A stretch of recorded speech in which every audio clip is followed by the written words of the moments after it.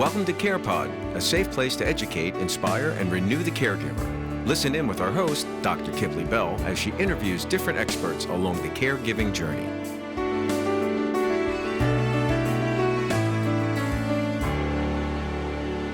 So, we're going to have a really powerful conversation today.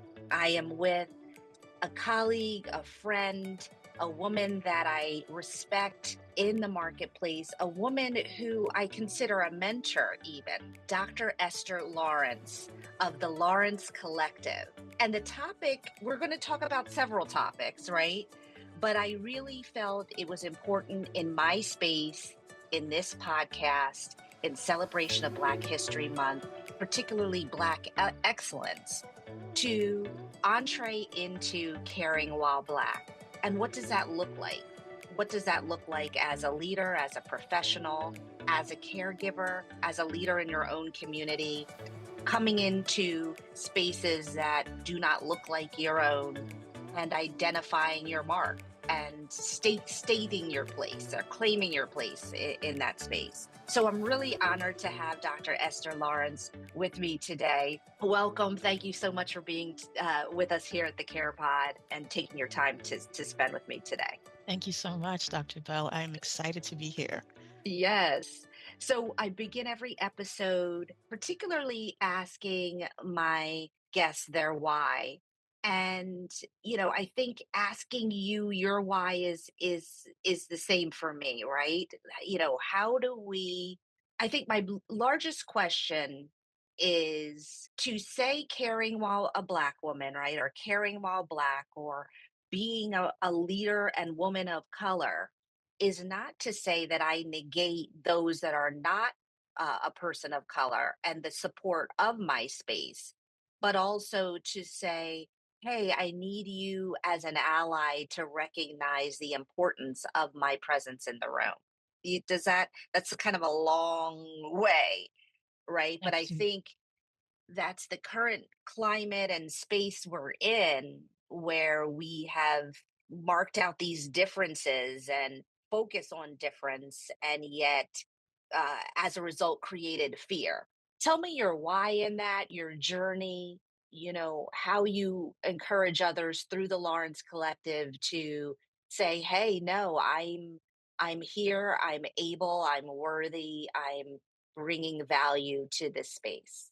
So, um, so part of my why for the Lawrence Collective, it's an educational consulting firm that my husband and I started as a form of a legacy to leave behind for our children.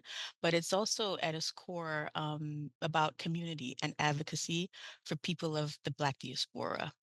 Both of us, my husband and I, are of Caribbean heritage, and my family is from St. Kitts in Jamaica, and my husband's family is from Carriacou, Grenada. And so growing up as children of immigrants, we've seen our parents and other family members make so many sacrifices to come to this country and start a new life and start a better life for their children.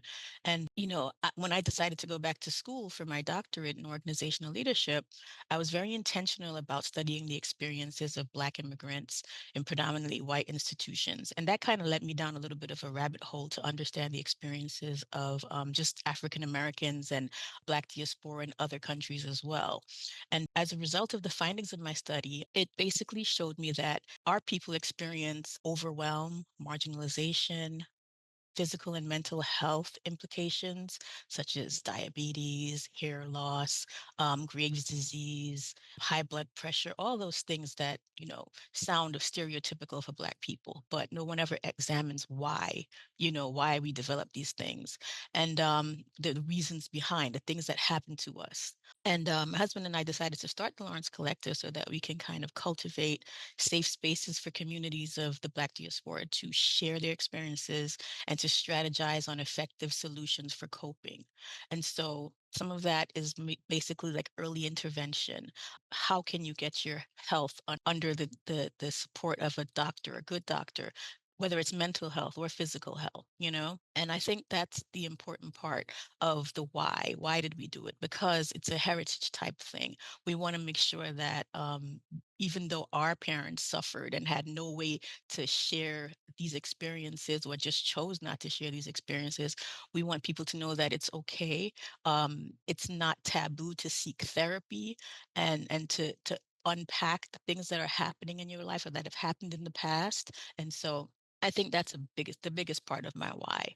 And I've been blessed to have a very long career in higher education, and I took advantage of all the resources and the knowledge that I've gained from this career area to be able to pour into the Lawrence Collective. And I hope that It, answered. yeah, it's Mhm. so it's amazing. So something that you may not have known is that my mother's from Antigua. Oh wow. Yeah, and We're so neighbors. St. Kitts is my yes, neighbor. yes. So it's very interesting to me because, this just wasn't her experience, really focusing on, white, black, other, was not her experience coming to this country. And so, nor mine really until my adult life, most recently, really, in the last, I would say, 5 to 7 years, have I realized the implications of, what being a woman of color means and how that can affect people when your light is bright, essentially. I mean, and so Yes. how not to cower in spaces that, don't look like yourself. And Mhm. so, Can I uh, respond to that real quick? yeah, yeah, yeah, I think a lot of Caribbean and African people have that experience. They don't see the race part of it. They see it more of a class thing because of where they're coming from. The majority is their color, their shade. And, the majority of people are black. They're in leadership and you can see them on a daily basis. But when you come to this country and the majority of leaders are white, you kind of realize, oh, okay, this is how this plays out. It's no longer a class thing. It's also now a race thing. And I think sometimes that causes a little bit of a rift between African Americans and Afro Caribbean and African people because they think African Americans think that the other people from the diaspora don't understand race and they don't understand what it is to be like dealing with those things in this country. And so there's like it's the conversation that people among the diaspora have to have together to understand each other's perspectives. But I understand what you mean by that. It wasn't your experience as a child or even your parents' experience, because my mother basically said the same thing until later on in life she realized, oh, that's why I was being treated differently. That's why, this is happening to me. So I get it. yeah. And I think that that's interesting dynamic too, in that, I've had colleagues, persons of color say to me, "Hey, you're lucky." I had over direct, racist behavior directed towards me in personal and professional settings. So you're lucky to just kind of understand what this injury looks like now. But at times I find it even more injurious at a later stage, Mm-hmm. in life, to say, is it wrong to say I don't really want a white ally? Like the Mm-hmm. first time I understood ally, someone said to me, well, that mentor of yours, that white doctor who mentored you was a white ally, but maybe his female counterpart would not have mentored you in the same way because she wouldn't have seen you as an ally, but as a competitor. And that really gave me pause. Mm-hmm. And I think these are the questions, the really profound questions I have of you. And how do we navigate those very pertinent questions, really, for leaders, for those who, like myself, don't want to walk around or don't want to raise my children like everything is white and black. And, when you're black, you have to work harder and like all the things, all the narratives we've heard, right? But yet are true in some regard. I think it's a matter of trust and also love. In terms of trust, I know it's difficult for Black people to trust people. It just, for some strange reason, it is. But I think that because some of my mentors have been white women, and I think that you gotta go where the love is. You gotta go where people are genuinely trying to raise you up. And that happens by watching how they move, watching how they advocate for you, watching how they understand what it is you're trying to do, in terms of maybe a degree or to present at a conference or something like that. Like, are they encouraging you? Are they supporting you? And how are they doing it? I feel like, the saying goes, you follow how someone moves with you. If they're moving with you from different moments in your life and they're cheering you on and they're celebrating you, then that's how you try to, recognize this person really is for you, you know? And I don't know how else to, explain it, but it's kind of like a feeling. And I always tell us, like tell Black people, trust your first instinct, trust your instincts, and always just pay very close attention to how people navigate, in your space, and also the other thing that can kind of help.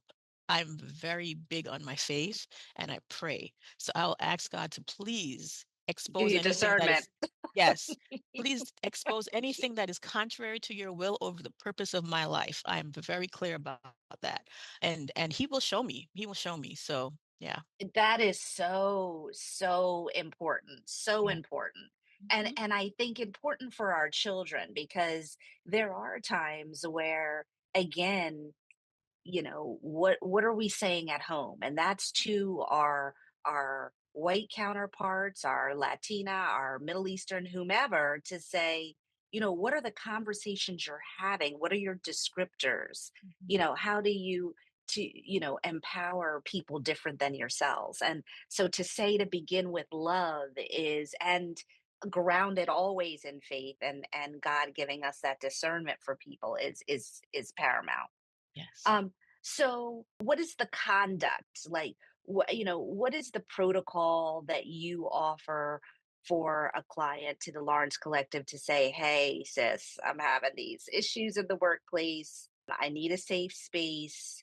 How do I navigate these challenges? How do I make myself feel validated when I don't feel otherwise in the workplace? So again, early intervention, I allow people the space to speak and tell me what is happening, how did it make you feel, and just talking through why you think you're being marginalized and basically validating that, well, if it's something similar to what I've experienced, I'd say, I experienced the same thing.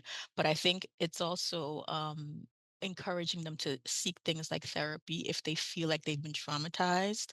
Also, giving them strategies to thrive, like strategies in terms of how, depending on how serious the situation is, do you need to seek legal action? Do you need to speak to your equal opportunity and compliance office? Do you need to speak with your union?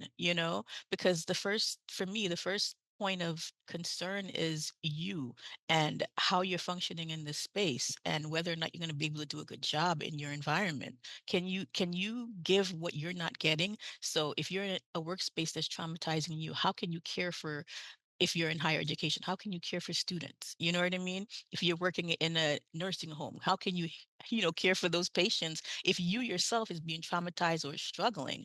So I always go back to self-care. How are you taking care of yourself? I also offer opportunities to look at your nutrition, look at your eating, because all of that affects, again, the health, the physical health, all that affects it. The stress that you incur dealing with these, I don't even, microaggressions and just all the different marginalization places that you end up in.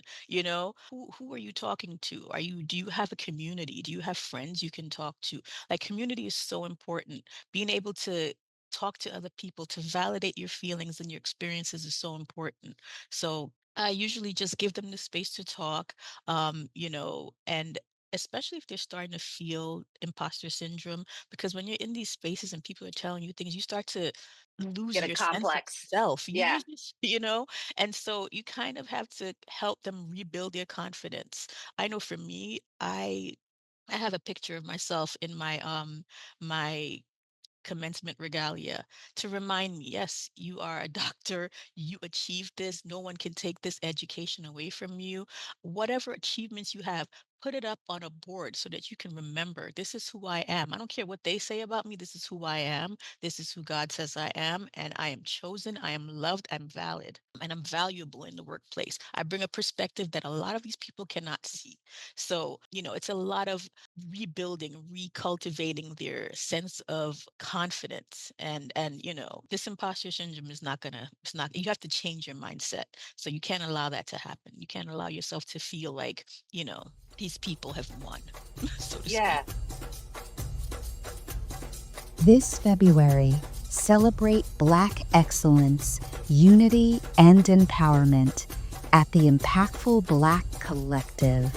On February 22nd, 2025, join us at the Hilton Inn in Hamilton, New Jersey for an evening that will heal, empower, and educate.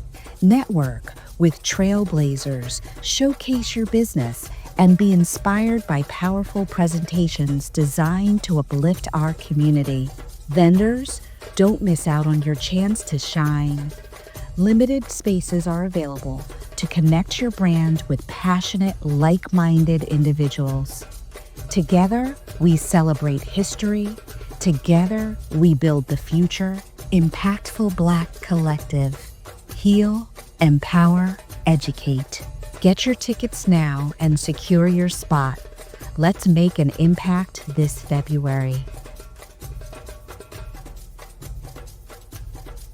So, very important question of the time, right? Is this phrase of merit, this concept of merit-based work, and you know, to use your phrase that you just stated about, you know, you bringing a perspective that someone else may not.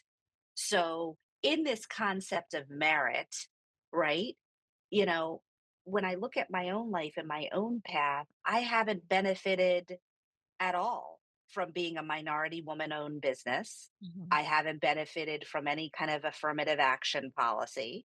mhm, Literally every degree, every accomplishment, accolade has been by God's grace, my blood, sweat, and tears, the work of my mother's hands. mhm, And so it's almost comical. I have friends that are in fear now in this mhm. current climate. And I honestly don't feel any kind of way because I didn't benefit from it before. So, Exactly. you know what Yeah. I mean? So, but I guess whether you are an entity that believes in DEI or not, uh, I guess how are you, are you pivoting or how are you now re-empowering your client to say, no, our stories still matter here at the table? Absolutely. Yes, our stories will always matter because at the end of the day, the Black diaspora is who helped to build this country. We didn't just come here just, because we didn't feel like hanging out in a Caribbean country on the beach. And, we came here for a better life. We came here to contribute to the economy, to the society. And so our stories are always going to be valid. No one is going to be able to take that away from us. And so this whole concept of DEI going away, we probably going to call it something different, but it's not going to go anywhere. You know what I mean? It's not going to go away. We're going to continuously keep advocating for ourselves, advocating for our people. And you know what? At the end of the day, it's always going to be here. I don't think folks need to be worried. Keep telling your stories. You know what I mean? Keep sharing. Keep advocating for each other. A lot of the times we struggle because we're in isolation. We need to stick together as a community. And so I think once we do that, we'll be surprised how fast 4 years goes by. Be surprised how fast, DEI is like, oh, something different now, but it's still the same thing. You know what I mean? Called something different, but still the same thing. So I Interesting. don't, I'm not worried. I'm not afraid. I think that, we will always be something that this country needs, whether they want to admit it or not. And, that's just my perspective. And I even beyond that, as a woman of faith, and I can say this without apology, is that God has the final say and he's not mocked. And so Absolutely. things Mhm. often appear, Mhm. what they appear are not what they seem. And so I believe all of it will shake out Yes. accordingly. But it's in the meantime, Yes. right? How Mhm. to still stand Yeah. tall because it isn't easy, because then there becomes a further, you said something so profound, which seems so simple, but that love does conquer all, right? But when dealing with hate and Mhm. bias, it is so injurious to the spirit that it is hard to move and and execute Mhm. and walk in your Yeah. excellence as you know it to be. So Yeah. I really command that. I love that, what you said in terms of love being the ultimate decision maker, in being able to Mhm. discern who's for you and who isn't, who's your tribe, Mhm. right? Um, so The other part to that, I wanna also say, we talked and we're talking about our spirituality. So, I'm very firm believer in spiritual warfare, and I do believe that the living God that I serve is still on the throne, and he allows things to happen for his purpose. And we won't know what that is now. We won't know what that is in another year or so, but eventually we will look back and we will see that he is working everything together for in our good. divine So order. that's kind of where I am with my faith. Absolutely. Absolutely. Absolutely. Absolutely, that Mhm. there is And order and and again, sovereignty. yes, yes. And I also think that we as Black people literally need to get our business in order. We need to start working on our own businesses. We need to start, writing the books, doing all the things that we've wanted to do. This is all the more reason for us to get more active and follow through on our dreams. You don't have to sit and wait till whomever is in office as president. Work on ourselves, work on our ambitions, you know what I mean? And keep ourselves occupied and busy. Focus on us, focus on our Black business. So, Absolutely, absolutely. And I think to the skeptic, right? To the one that mhm, says, well, black people are not uplifting their own. They are crabs in a basket, or they are not forwarding themselves. They are a disunified entity, you know. Um, mm, what's the narrative to them, or more so the call to action to our own people, like you said, to stop and get it together and start, you know advocating for one another and supporting one another, and bringing each other up. yeah, that is the call to action. Fall and lean into your tribe and your community. Your community is more powerful than being alone and doing things on your own. There's so much that I've learned. I've joined a mentorship community recently, and there's so much that I've learned just by being a part of that community. I think I joined January 1st or 2nd or something like that. It's January 22nd. I have been so productive, and I have been, all these opportunities are coming my way. And that's because I'm hanging out with like minded people. I am being held accountable, and I think that's the reality. But yeah, so it is really important to be amongst like-minded individuals, to like you said, you have a picture of yourself in your regalia to say, hey, I did this, you Mhm, know and to remind yourself of your accomplishments, and the more so of your work, that, like, when I work, this is the reward, and that there's more rewards for you. And I exactly. I think that's so important, I think, even as your fellow colleague, to say, hey, sis, hey, look at you, what you're doing. I Mhm, empower you, and vice versa. I think we do make that mistake in this culture, to not acknowledge one another enough, especially when we are in the same spaces. You're exactly. a coach, she's a coach, this Mhm. one does this kind of service. And so all of a sudden we start again, siphoning ourselves off and isolating instead of collaborating. So important, so important. So tell me about your children. How old are they? I have two children. Abigail is the oldest, she's 16, and Noah is 14. Both of them are going to be having birthdays coming up in February and March. Um, Beautiful. they're great. They're absolutely amazing. My son wants to play in the NBA. He loves basketball. My daughter is working as the sound engineer for stage crew at her high school. So they're growing up to be really amazing individuals, and I'm very I, proud of them. I love it. So, what are the conversations amongst the youth? Are they coming home Oh my to goodness. say things like, "Tell me about that Mhm. space"? So my husband and I talk to them all the time. Like we come home and we have this little powwow in the kitchen around the island and we talk about everything. How was your day? How was school? The most recent thing was TikTok and and how it was going down and they were nervous, they were scared. And I was like, well, that's more time for you to hang out with us, you know?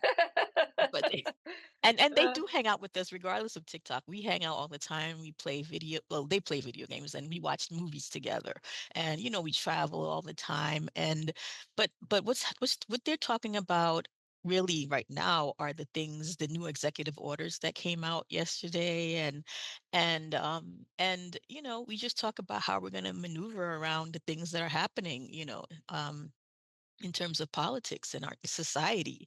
And we talk about all types of things. I mean, I don't even know where to start, but we talk about so many different topics on a daily basis. And I just love how they're so engaged in what's happening in the community and what's happening in society. And, they're growing up to be kind-hearted individuals with compassion and trying to make sure that they maintain a level of integrity when they move, as they go into high school, but as they start to think about college and where they want to go and what they want to study, so we talk about those things as well, like what would you want to study, what kind of career would you like to have, and so we're just continue to pray over them and try to make sure that they are just they come out to be amazing individuals, but Absolutely. yeah. Absolutely. It's so important, I I want my children to know their heritage. Mhm, Um, and I want them to obviously know whose they are, right? Whose they are, mhm, and know that they are the head and not the tail, that they are the best yes. regardless of their skin. Mhm, Um, so that is the hope and the prayer and the narrative at home, right? But then there is also grounding them enough in the reality that doesn't breed fear and breed inferiority. So mhm, really striking that balance, which is why it was so important for me this month to bring my leaders forth to have the conversations around the caring while black, mhm, mhm, leading while black, leaning in to whom we are, but also walking in the excellence of that. So mhm, so happy that you're kicking us off mhm. for the And month, and I wanna say a quick thing about that. of So course. when I said that, we wanted to leave the Lawrence Collective as a piece of legacy for them, they are also growing up in a predominantly white neighborhood. And so that's kind of where that came from also. And we talk about this all the time. So my family, I have my mother and my brothers, they live in Brooklyn, New York. So we travel to Brooklyn all the time. So they're getting this experience of living in a predominantly white area and then going to New York City where they're immersed in nothing but culture. And then, we take them back to the Caribbean all the time. So they are very, very grounded and rooted in who they are, who we are, our family. Like my mother's still alive, my husband's mother's still alive. And when we go to the Caribbean, they are immersed in, those cultures, the food, the music, everything, and they love it. They love going back to the Caribbean and they're always looking forward to it, like as many times as possible. And I kind of say, it's interesting how I grew up and we didn't travel as much when I grew up, but look at these kids getting the benefit of traveling all over the place with I'm us. telling you. I'm And their telling you. yeah, and their education is just, it's opening perspectives, for them. They're understanding things, they're recognizing things, and it's like, wow, I'm grateful that we have this opportunity. When we speak about abundance, this is what abundance is, being able to take my children back home and have them enjoy, where my mother was born or where their mother-in-law was born.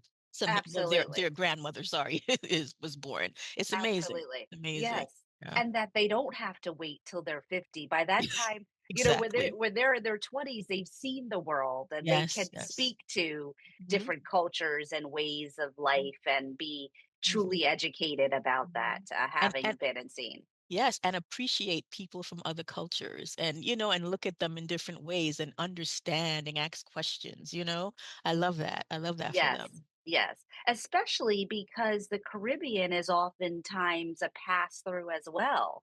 Yes. So, you see this kind of intermix of cultural aspects of multi-generational care and living and respect for your elders and so Absolutely. many ways, foundational ways of life and appreciation for the simplicity of life Yes. that our culture brings as well. Yeah. Yes, yes, they So have a wonderful relationship with their grandmothers. My mother is up in age and they have such an amazing relation. I love hearing them talk to her. I love hearing her, talk to them and marvel at them at and she's like, I can't believe you're in high school and it's an amazing just way to see the elderly rejuvenated by hanging out with the youth. So yeah. absolutely, absolutely. Mhm. Well, you are a pleasure. I'm so thankful to have you as our guest. For our CarePod listening audience that are in the local tri-state area, Jersey, New York, Delaware, Pennsylvania, we will be hosting our Impactful Black inaugural event on February 22nd at the Hilton Garden Inn. Um, Dr. Lawrence will be a panelist. If you'd like to join us and see her in person, the link will be on YouTube as well. So, again, thank you for kicking off my series for the month and just walking in excellence and being a mentor to emulate as well in this space, walking as a woman of faith. And just continuing to be you. So I'm really thankful to have had you. Thank you so much. And thank you. Thankful for being offered this opportunity to be on this platform with you. It's an honor. Thank you so much. Thank you. Bless you. Bless you. All Thank right. you. Great information right from the source. For more information on how to caregive like a boss, check out impactfulcaregiving.com. Want to be a guest on the show? Contact us at CarePod at impactfulcaregiving.com.